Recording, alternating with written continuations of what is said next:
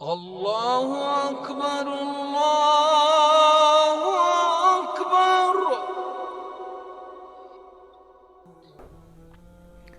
أعوذ بالله من الشيطان الرجيم. بسم الله الرحمن الرحيم. السلام عليكم ورحمة الله وبركاته. A question from the sisters. In the duration of their menstruation, they are not allowed to pray and fast. Are they allowed to read Qur'an?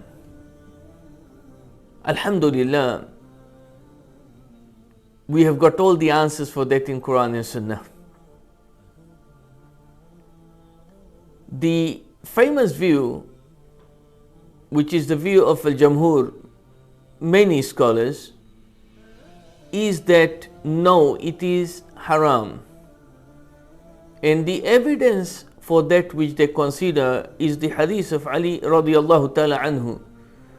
أن رسول الله صلى الله عليه وسلم كان يعلمهم القرآن وكان لا يحجبه عن القرآن إلا الجنابة. Hadith Hasan. This hadith, which has been narrated in many Sunan books, the meaning of which is that he sallallahu alaihi wasallam would teach them Qur'an, and nothing will stop him from teaching them except janaba.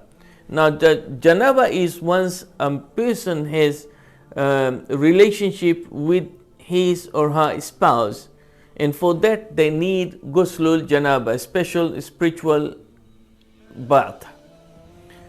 So this hadith refers to janaba.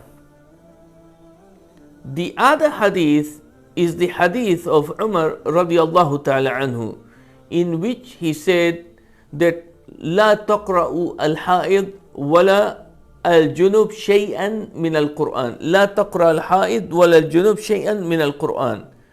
This hadith, the meaning is that those who are in their menstruation or they have to need the bath because of janaba, they are not allowed to read anything from the Quran. Now this hadith is weak. All the narrations related to this is weak, so we are not going to consider this as an evidence.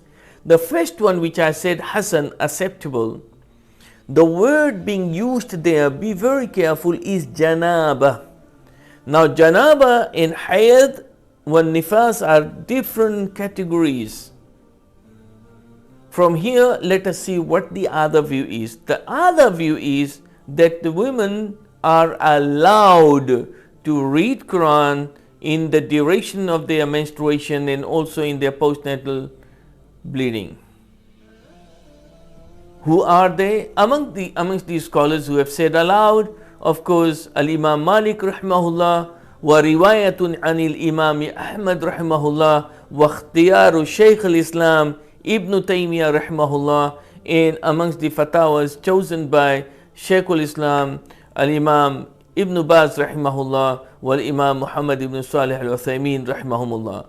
These are amongst the only few I mentioned who have chosen that yes, the women, they are allowed to read Quran in the duration of their menstruation. As I said, the evidence for those, though they are majority, consider they are not allowed to read. There is no direct evidence. The only one coming nearest to is al-janaba, and janaba is different from hayd and different from an-nifas.